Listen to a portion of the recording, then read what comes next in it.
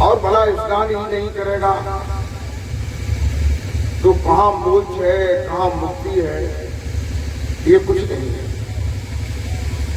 फिर जो है 84 लाख योनियों का त्रासना है, जेल है, जो जिसे तुम काट करके आए हो।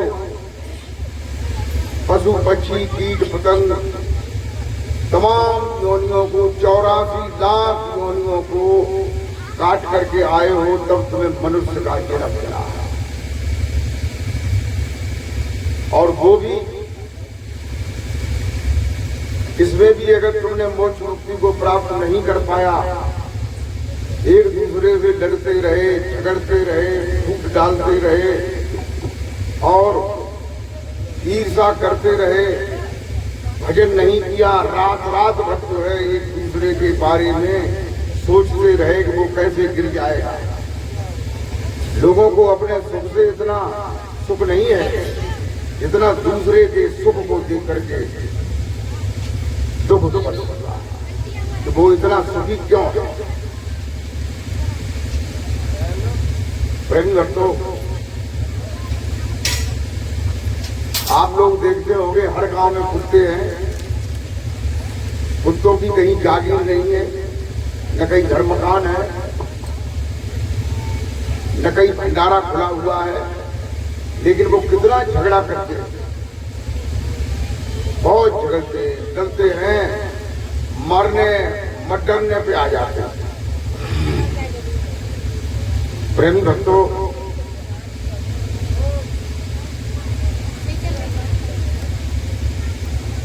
सत्संग जो है दो शब्दों से मिलकर के बना है।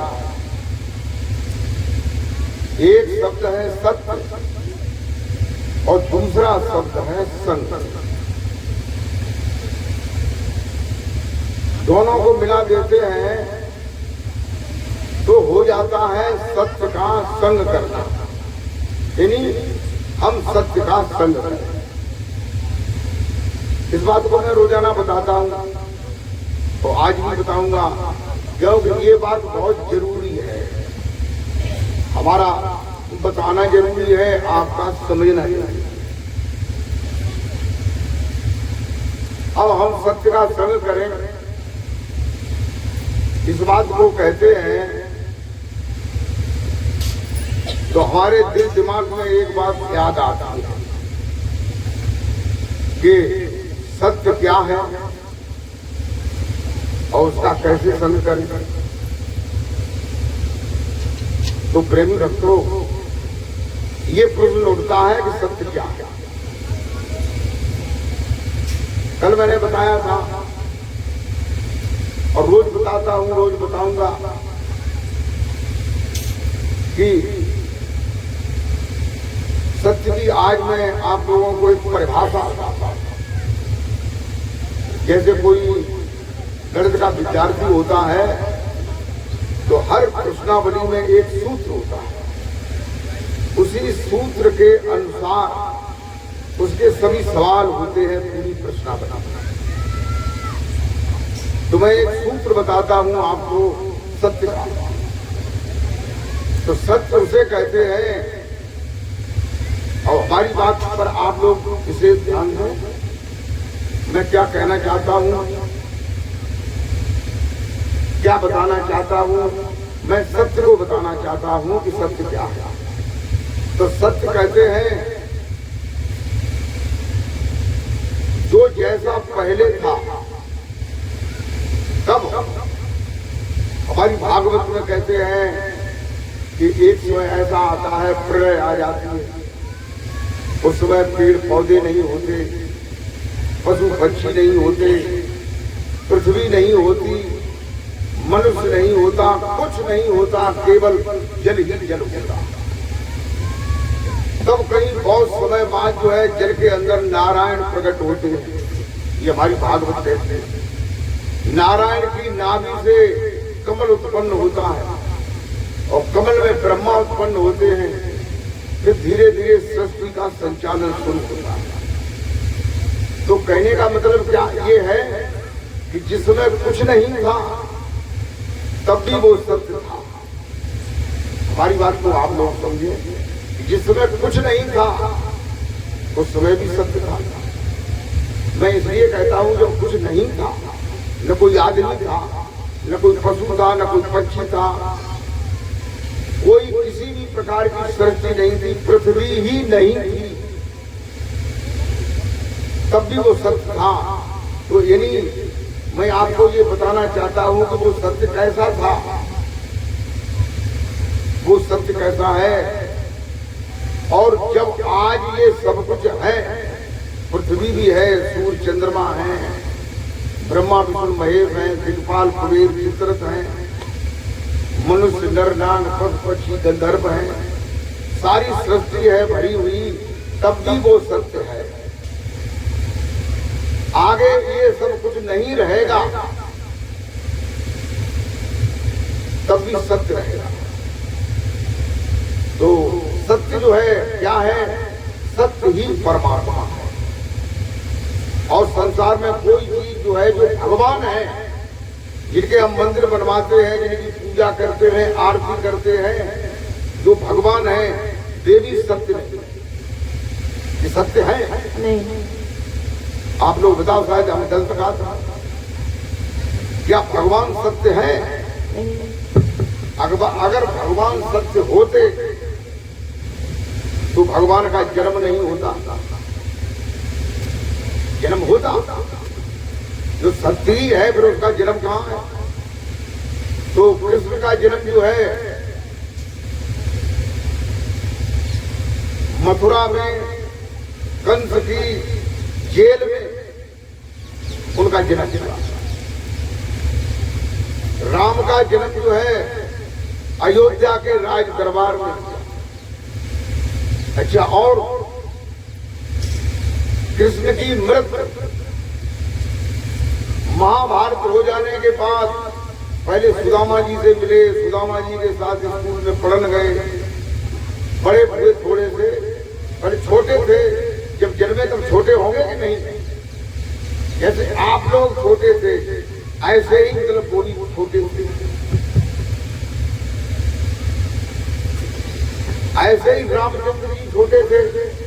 उसमें एक पद में कहते हैं कि घूमके चलत रामचंद्र बाजत पैजनिया,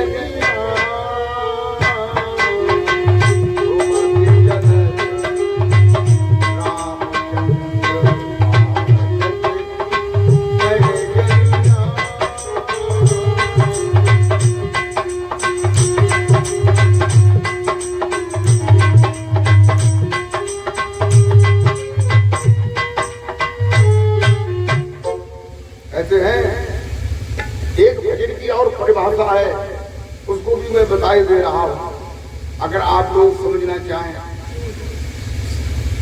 सत्य की एक परिभाषा है जिसमें कभी भी परिवर्तन नहीं होता है, उसे ही सत्य कहते हैं। ऐसे बात है कि नहीं?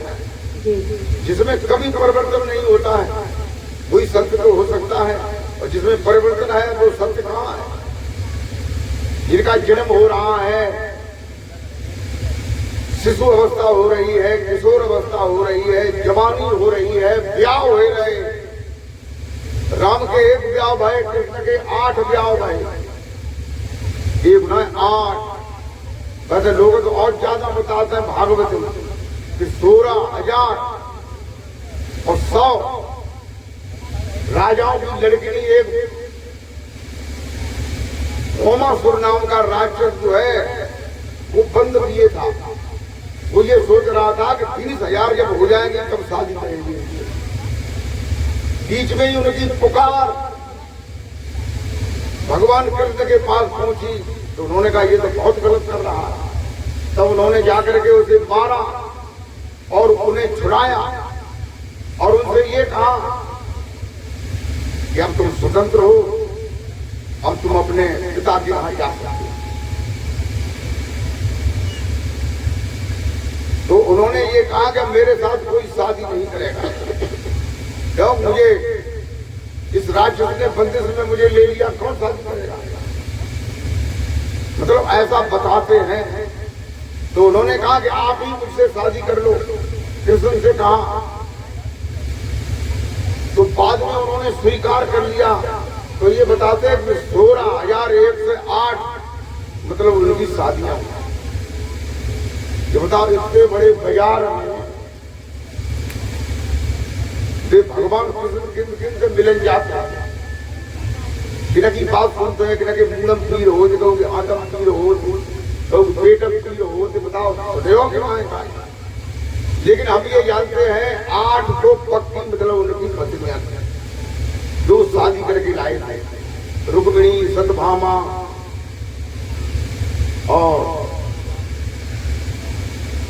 और कौन कौन? जामवंती,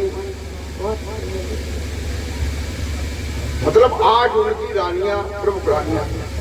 भागवत में ये बताते हैं कि हर रानी के साथ कृष्ण ने संबंध बनाया और उससे एक रानी से 10 लड़के और 1 लड़की पैदा हुआ। ये भागवत में लिखा है। अब 16,001 से 8 होंगे, अब उनको कहना जो है 11 को गुणा करो तो कितने हुए जाए। ऐसे ही राम की भी शादी हुई, उनके भी बच्चे हुए 2।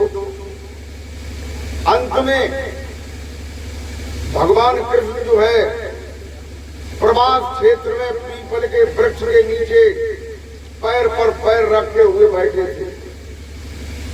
उनके पैर में पद्म था, जो गोला आकार का होता है, गोल आकार का, चमकीला। तो प्रेम भक्तों, वो बैठे हुए थे भगवान कृष्ण। एक बहेलिया था, उसका नाम जरा था। उसने ये समझा कि पीपल के वृक्ष के नीचे कोई हिरण बैठा, उसकी आंख जो है चमक रही है। प्रेम भक्तों, तो उन्होंने तीर मार दिया, पैर में लगा। वैसे पैर में लग करके कोई मरता नहीं, मर जाएगा नहीं मरेगा। हाथ में लग जाए, कट जाए हाथ तो भी नहीं मरेगा। लेकिन फिर भी चलो कोई इशारा था, उनके जाने का समय था। उन्होंने उससे ये कहा कि अब तुम यहां से भाग जाओ, लोग अभी आ जाएंगे वो तुम्हें मारेंगे, तुम भाग जाओ। तो उसको भगा दिया और स्वयं जो है अपने शरीर को छोड़ करके, पंच तत्व के बने हुए शरीर को छोड़ करके दिव्य विमान पर बैठ करके गोलोक धाम चले जाते हैं। बोलिए गोविंद भगवान की जय। और जो राम थे, उनका समय पूरा हो गया था राज करते करते।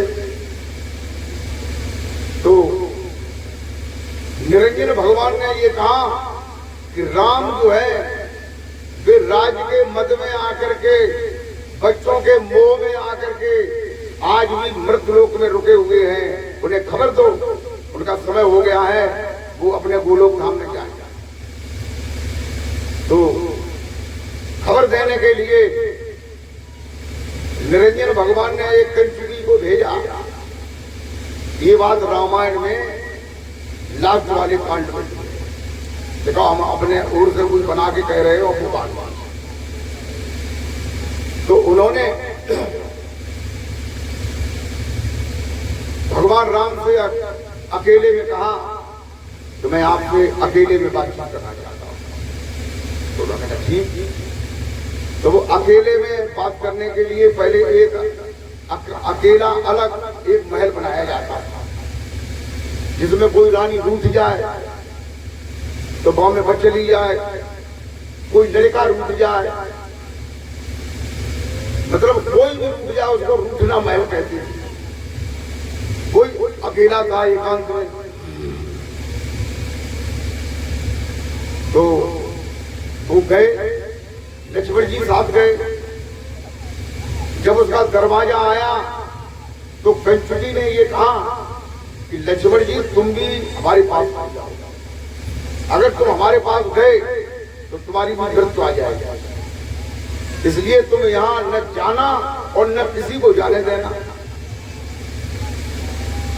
खड़े हुए थे उन्होंने, मतलब जाकर के इतनी बात कह पाई कि आपका समय पूरा हो गया है और आप जो है अभी यही निवास कर रहे हो, आपको गोलोक धाम में जाना चाहिए। तब तक दुर्वासा ऋषि आ गए। वो कहने लगे राम कहाँ है?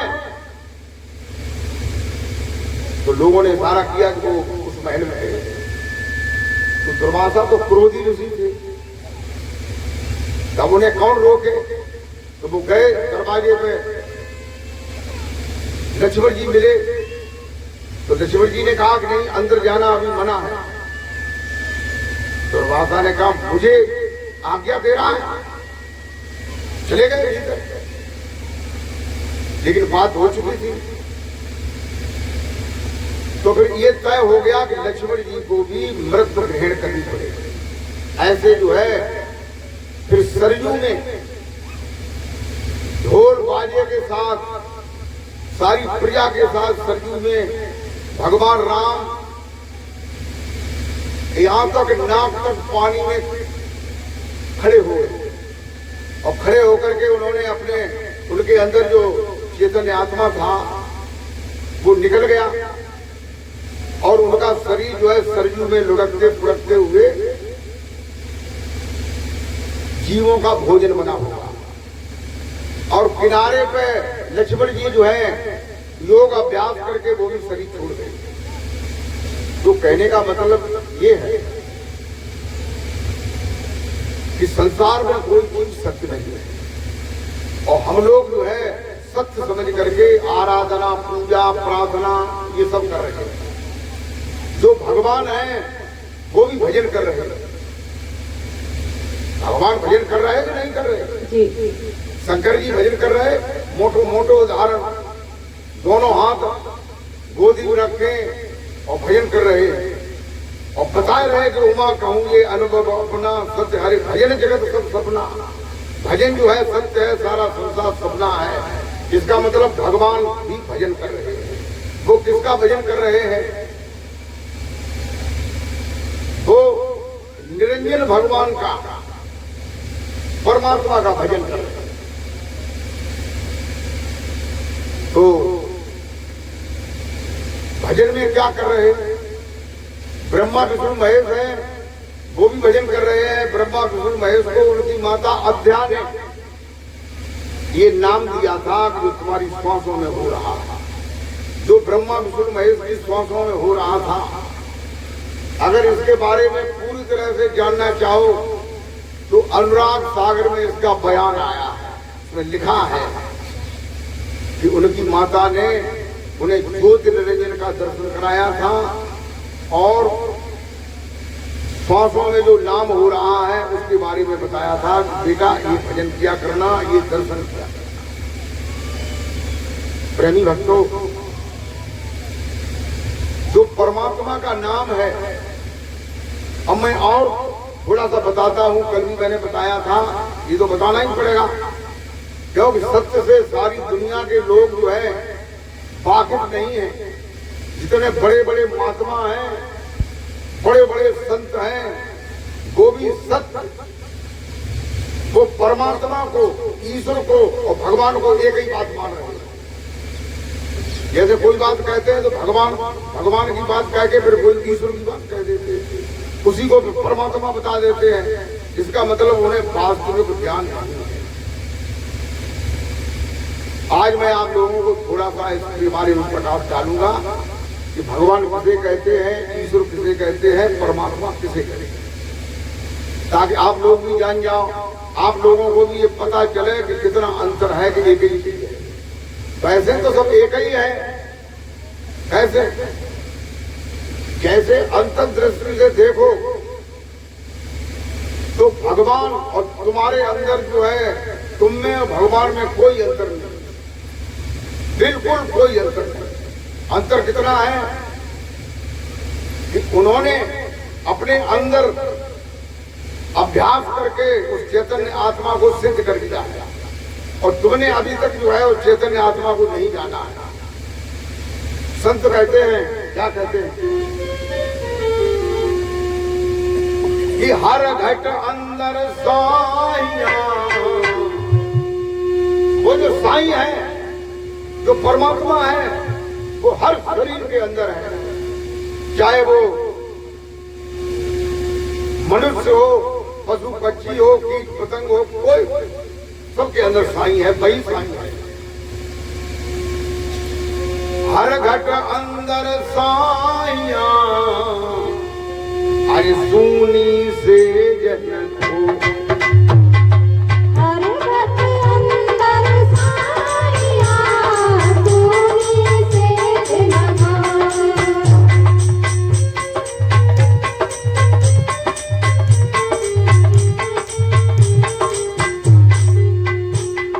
हरे बलिहारी बाघट करो, जागत परगट हो। कबीरा जागत परगट हो। कबीरा जागत परगट हो। कबीरा जागत परगट हो।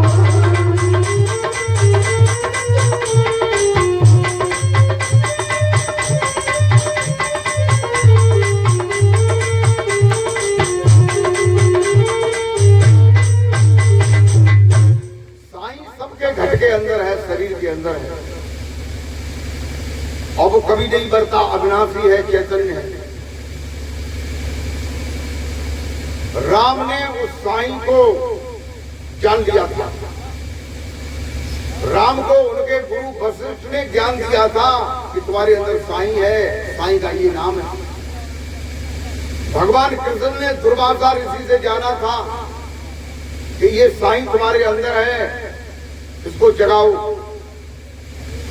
जारवीर को गुरु गोरखनाथ ने बताया था, और गुरु गोरखनाथ को मछेंद्रनाथ ने बताया था, मछेंद्रनाथ को दत्तात्रेय ने बताया था कि ये सच्चा नाम जो है तुम्हारे अंदर है, इसका अभ्यास करो। तो अभ्यास करने से ही उन्होंने जो है अपने में जगा लिया। हनुमान जी को विश्वान देव ने ज्ञान दिया था। तो प्रेमी भक्तों, ये ज्ञान जो है दिया जाता है और दे करके इसका फिर अभ्यास किया जाता है। लेके अगर तुमने घर में धर दो पॉलीथिन में बंद करके, और वो पॉलीथिन धर दई तुमने कहना अटैची, वो अटैची धर दई इलवारी, और वो तुमने न निकारो तो साल खान बाद जो है ऐसे हो जाए जैसे चना धर दे तो चून बन जाता, गेहूं धर दे तो चून बन जाता, तो ऐसे ही बिल्कुल राख हो जाएगा। और तुम्हारे मेरे लोगों को नाम जो है खुदी टगो धरे, यूं टगो एक यहाँ का ना टगो, यहाँ तो बढ़िया बनता है।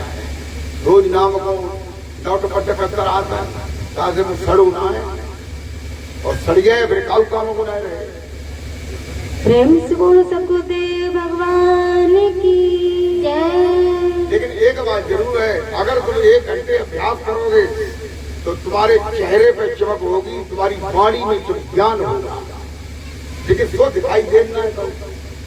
और ज्ञान लाए मैं कहूँ 20 साल होनी, 15 साल होनी, इसका मतलब क्या है? वो सुरक्षित रखा हुआ हो सकता है सड़ चुका हुआ। तो देखिए, नाम का अभ्यास करो। नाम का अभ्यास नहीं करोगे तो कुछ नहीं पाओगे। तो जो सत्य है वो परमात्मा है, वो सर्वेश्वर है, सर्वमय है, सर्वनियंता है, सबका कारण है। सबका कारण यानी भगवान का भी कारण है।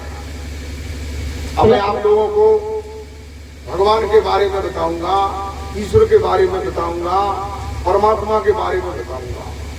अगर तुम्हारी समझ हो, तुम्हारे अंदर विवेक हो तो समझ सकते हो, और विवेक नहीं है तो ऐसे सब दुनिया में खाना लोग जो है अपना टाइम पास कर रहे हैं।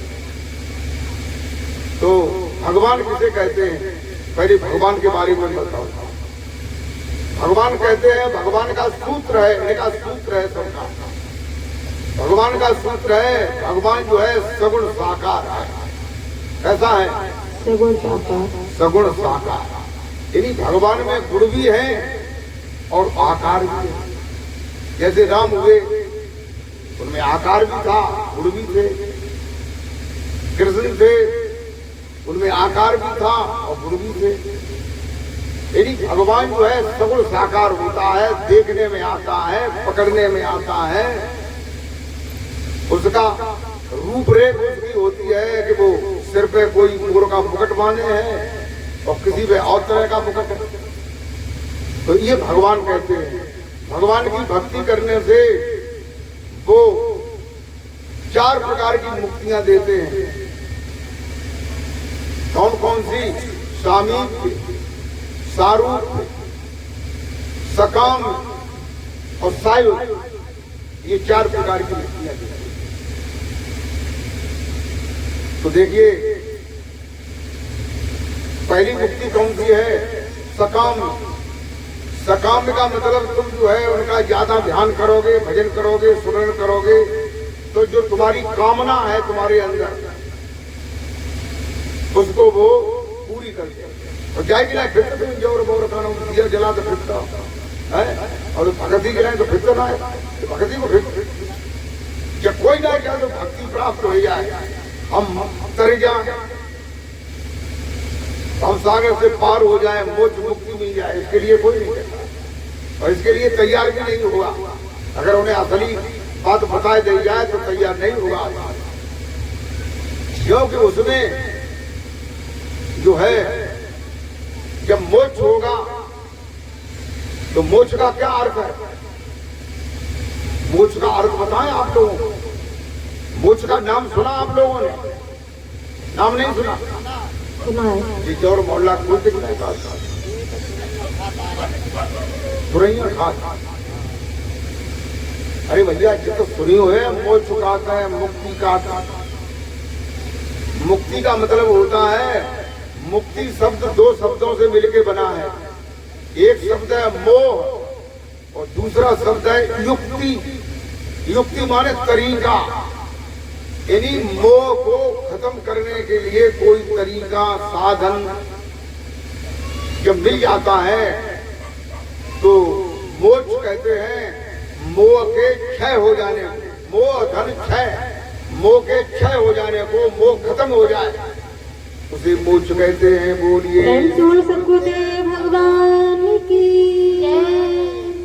तुम्हारा मोह खत्म हो जाए तो घरे तुम बने रहे हो ना रहे, तो जब मोचकों का आग ही लड़ाई है कहा लुकटिया दीजिए, ठटरी बांधीजिए या देखिए, मोक्ष जो है, मोक्ष जब प्राप्त होगा तो तुम्हारा मोह खत्म हो जाएगा।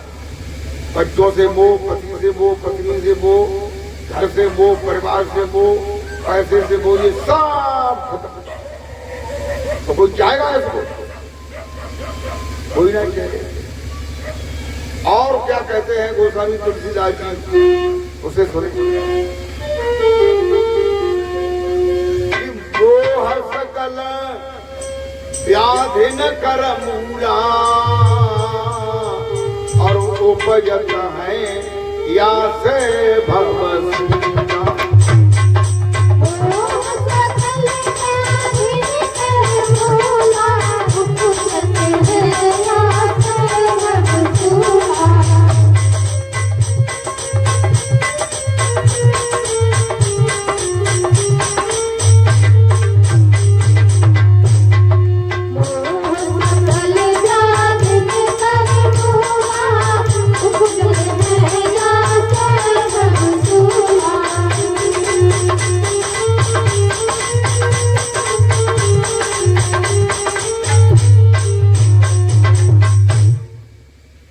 गोस्वामी तुलसीदास जी कहते हैं कि जो मोह है,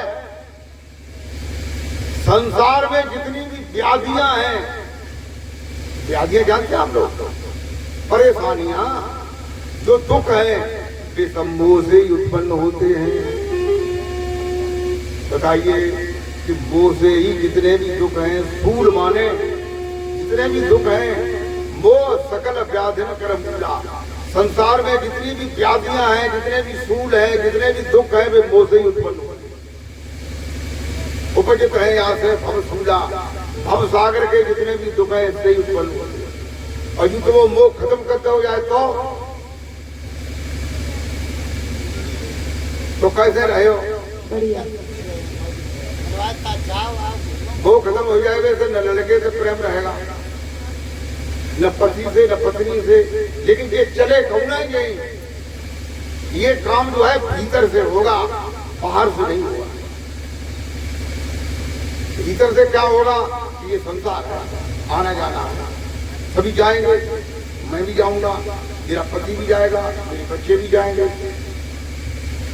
कोई शक नहीं। ये चले जाएंगे, कोई शक? नहीं। हाँ, और तुम बताए तुम अखबारों लगाए रोक आगे ऐसे हो या तो रोक ही नहीं दो, नहीं। रोकी नहीं पाए। तो ताकत गति को प्राप्त करो और संसार में जो हो रहा है उसे भी देखो। भक्ति जरूरी है। और फिर जो है तुम्हें नेक चूकिए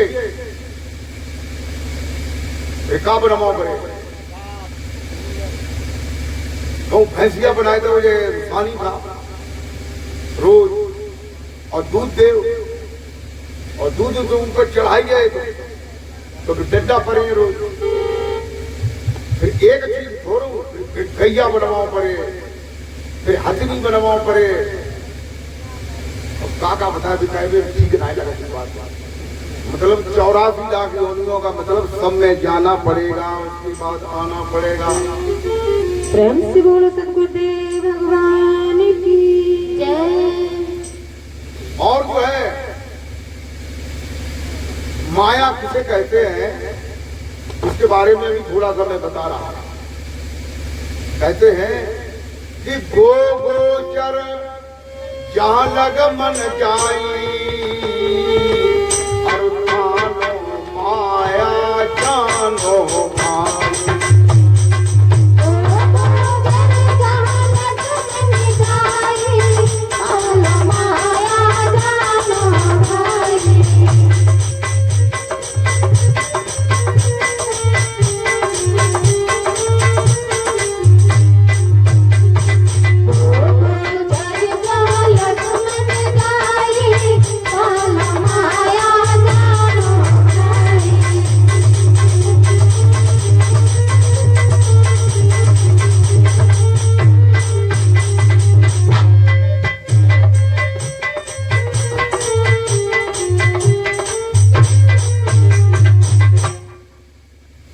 हमने जो है कल ये बताया था कि गो किसे कहते हैं।